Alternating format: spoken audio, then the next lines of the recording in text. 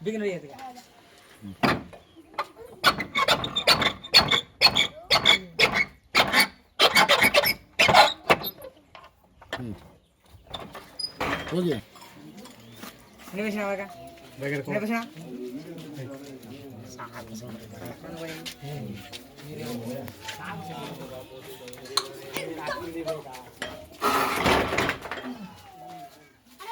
ಬನ್ನಿ ಒಳಗಡೆ ಅಲ್ಲಿ ಬನ್ನಿ. ಇವತ್ತು ಶಿರ್ಮಳ್ಳಿ ಗ್ರಾಮದಲ್ಲಿ ನಾವೊಂದು ಆಂತರಿಕ ಸಭೆಗೆ ನಾವೆಲ್ಲ ಸೇರಿದ್ವಿ. ಅಲ್ಲಿ ಆವಾಗ ನಮಗೆ ವಿಚಾರ ತಿಳಿದುಪಟ್ಟಿದೆ ಏನಂತ ಹೇಳಿದ್ರೆ, ಇತ್ತೀಚೆಗೆ ಏನು ಮೈಕ್ರೋ ಫೈನಾನ್ಸ್ ಹಾವಳಿ ನಡೀತಾ ಇದೆ, ಇಡೀ ರಾಜ್ಯದಲ್ಲಿ ನಡೀತಾ ಇದೆ. ಆ್ಯಂಡ್ ಎಷ್ಟೋ ರೈತರು ಆತ್ಮಹತ್ಯೆ ಮಾಡ್ಕೊಳ್ತಿದ್ದಾರೆ. ಆ್ಯಂಡ್ ಎಲ್ಲ ಪತ್ರಿಕೆಗಳಲ್ಲಿ, ಟಿ ವಿಗಳಲ್ಲಿ ಗ್ರಾಮೀಣ ಪ್ರದೇಶದಲ್ಲಿ ಸಾಲ ತಗೊಂಡು ಅದನ್ನು ತೀರ್ಸೋಕ್ಕಾಗದಿರ ಈ ಮೈಕ್ರೋ ಫೈನಾನ್ಸ್ ಅವರು ಕೊಡುವಂಥ ಒಂದು ಹಾವಳಿಗೆ ಮನೆ ಬಿಟ್ಟು ಹೋಗ್ತಾ ಇರೋದನ್ನು ಮತ್ತು ಇಡೀ ಗ್ರಾಮಗಳೇ ಬೀಗ ಹಾಕೊಂಡು ಹೋಗ್ತಾರೆ ವಿಚಾರಗಳನ್ನೆಲ್ಲ ನಾವು ಕೇಳಿದ್ದೀವಿ, ಓದಿದ್ದೀವಿ. ಅದೇ ರೀತಿಯಾದ ಒಂದು ಘಟನೆ ಈ ಊರಿನಲ್ಲಿ ನಡೆದಿದೆ ಅಂತ ವಿಚಾರ ಗೊತ್ತಾಯಿತು. ಅದು ಹೇಗೆ ಗೊತ್ತಾಯಿತು ಅಂತ ಹೇಳಿದ್ರೆ, ಇವತ್ತು ಈ ಮನೆ ಏನು ತಾವು ನೋಡ್ತಾ ಇದ್ದೀರಿ, ಇದು ಪ್ರಭು ಅನ್ನೋ ಒಂದು 62 ವರ್ಷ, ಅಂದರೆ 2 ವರ್ಷದ ಹಿಂದೆಗಡೆ 62 ವರ್ಷ ಇರುವಂಥ ಒಂದು ವ್ಯಕ್ತಿಗೆ 4.25 ಲಕ್ಷ ಸಾಲ ಕೊಡುತ್ತೆ. ಯಾವುದೋ ಒಂದು IL&FL IIFL ಅನ್ನೋ ಒಂದು ಫೈನಾನ್ಸ್ ಕಂಪ್ನಿ 62 ವರ್ಷ ವಯಸ್ಸಿನ ವೃದ್ಧರಿಗೆ ಅವರು ಕೃಷಿನೂ ಮಾಡ್ತಾ ಇಲ್ಲ ಆ್ಯಂಡ್ ಕೃಷಿ ಕಾರ್ಮಿಕರು ಕೂಲಿ ಕೆಲಸಕ್ಕೂ ಹೋಗೋಕ್ಕಾಗದಿರುವಂಥ ಒಂದು ವ್ಯಕ್ತಿಗೆ 4.25 ಲಕ್ಷ ಲೋನ್ ಕೊಡ್ತಾರೆ.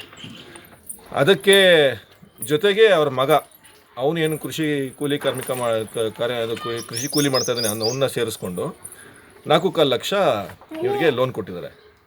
ಕಟ್ಟಕ್ಕಾಗಿಲ್ಲ ಅನ್ನೋ ವಿಚಾರಕ್ಕೆ ಕೊನೆಗೆ ನಂತರ ದಿನಗಳಲ್ಲಿ ಏನು ಮಾಡಿದ್ದಾರೆ, ಕಂತು ಕಟ್ಟಿದಲ್ಲಿ ಮನೆ ಹರಾಜು ಮಾಡಲಾಗುತ್ತದೆ ಅಂತೇಳಿ ಒಂದು ದೊಡ್ಡ ಇದಾಗಿ ಬರೆದು ಇವ್ರಿಗೆ ಈ ರೌಡಿಗಳ ಥರ ಏನು ಬರ್ತಾರೆ ಇವರು ರಿಕವರಿ ಮಾಡೋರು, ಅವ್ರಗಳ ಕೈಯೆಲ್ಲ ಬೆದರಿಕೆ ಹಾಕಿ ಎಲ್ಲ ಮಾಡಿಸಿದ್ದಾರೆ. ಇವರು ಭಯ ಬಿದ್ದು ಬೀಗ ಹಾಕ್ಕೊಂಡು ಮನೆ ಬೀಗ ಹಾಕ್ಕೊಂಡು ವಯಸ್ಸಾಗಿರೋ ಅಪ್ಪ ಅಮ್ಮನ ಕರ್ಕೊಂಡು ಮತ್ತು 2 ಚಿಕ್ಕ ಚಿಕ್ಕ ಮಕ್ಕಳಿದ್ದಾವೆ, ಒಂದು ಕೈಗೂಸೋದು, ಇನ್ನೊಂದು ಎಷ್ಟು ವಯಸ್ಸು ಈ ಮಗುಗೆ 3 ಕಾಕತಾಳಿ ಎಂಬಂತೆ ನಾವು ಇಲ್ಲಿ ನಮ್ಮ ಒಂದು ಆಂತರಿಕ ಸಭೆಯಲ್ಲಿ ಸೇರಿದ್ವಿ. ಅವ್ರಿಗೂ ಮಾಹಿತಿ ಗೊತ್ತಾಗಿ ನಮ್ಮ ಹತ್ರ ಬಂದು ಸಹಾಯ ಕೇಳಿದ್ರು. ನಾಳೆ ಈ ಗ್ರಾಮದಲ್ಲಿ ಹಬ್ಬ ಇದೆ ಅಂತ ಕೇಳ್ಪಟ್ವಿ. ಹಾಗಾಗಿ ಆ ಮನೆಗೆ ಅವ್ರನ್ನ ವಾಪಸ್ಸು ಸೇರಿಸೋದಕ್ಕೆ ಇಲ್ಲಿ ಏನು ಈ ಥರ ಎಲ್ಲ ಬರೆದಾಕಿದ್ರಲ್ಲ ಗೋಡೆ ಮೇಲೆ, ಇದಕ್ಕೆ ನಾವು ಬಣ್ಣ ಹೊಡೆದು ಇವ್ರು ಮಾಡ್ತಾ ಇರೋ ಏನು ಪ್ರಕ್ರಿಯೆ ಏನಿದೆ, ನಾವು ಸಾಲ ಕೊಟ್ಟಿರೋರಿಗೆ ಸಾಲ ಈಸ್ಕೊಬೇಡಿ ಅಂತ ನಾವು ಹೇಳಲ್ಲ, ಅಥವಾ ಸಾಲ ತಗೊಂಡಿರೋರಿಗೆ ಕಟ್ಟಬೇಡಿ ಅಂತಲೂ ಹೇಳಲ್ಲ. ಅದು ತಪ್ಪಾಗುತ್ತೆ ಅನ್ನೋದು ನಮಗೂ ಗೊತ್ತು. ಸಾಲ ತಗೊಂಡ್ಮೇಲೆ ತೀರಿಸ್ಬೇಕು, ಸತ್ಯ ಅದು.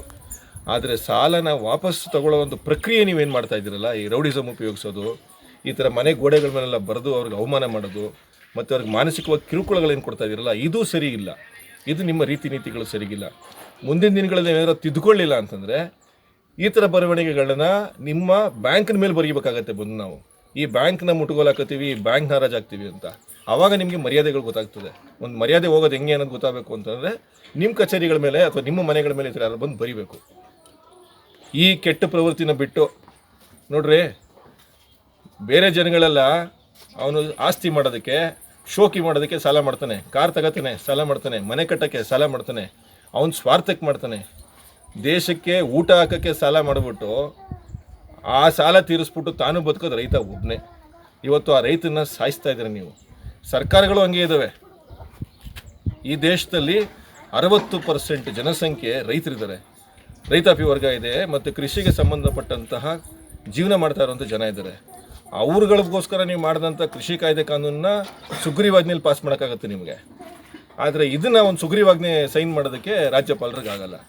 ನಿಮ್ಮ ದರಿದ್ರ ರಾಜಕಾರಣ ಏನೇ ಇರಲಿ, ಆದರೆ ರೈತ ಚಳುವಳಿ, ರೈತ ಸಂಘಟನೆ ಯಾವತ್ತೂ ಸಾಮಾಜಿಕ ಚಳುವಳಿಯಾಗಿ ಸಮಾಜದಲ್ಲಿ ಯಾರಿಗೆಲ್ಲ ಈ ಥರ ನೀವು ಕಾನೂನು ಬಾಹಿರವಾಗಿ ಕೆಲಸಗಳು ಮಾಡ್ತೀರಿ ಅಂಥ ಕಡೆಯೆಲ್ಲ ನಾವು ಧ್ವನಿ ಎತ್ತೀವಿ. ನೀವೇನು ಕಾನೂನು ಬಾಹಿರವಾಗಿ ಕೆಲಸ ಮಾಡಿರ್ತೀರಾ ಅಲ್ಲಿ ಕಾನೂನನ್ನು ಸರಿಪಡಿಸೋದಕ್ಕೆ ಇಂಥ ಒಂದು ಹೋರಾಟಗಳನ್ನ ಹಾಕೋತೀವಿ. ಇವತ್ತು ಇಲ್ಲಿ ಬರೆದಿರೋದಕ್ಕೆಲ್ಲ ಬಣ್ಣ ಹೊಡೆದು ಏನು ನೊಂದ ಕುಟುಂಬ ಇದೆ ಅವ್ರಿಗೆ ಬೀಗ ತೆಗೆದು ಅವ್ರ ಮನೆಗೆ ಕಳಿಸೋವಂಥ ಕೆಲಸ ನಾವು ಇವತ್ತು ಮಾಡ್ತಾಯಿದ್ದೀವಿ.